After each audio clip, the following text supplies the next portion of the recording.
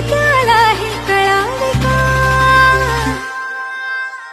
तूच आहे आकाशी, तूच आहे तळाशी, तूच आहे उराशी, तूच आहे मनाशी, तूच आहे आकाशी, तूच आहे तळाशी, तूच आहे उराशी, तूच आहे मनाशी.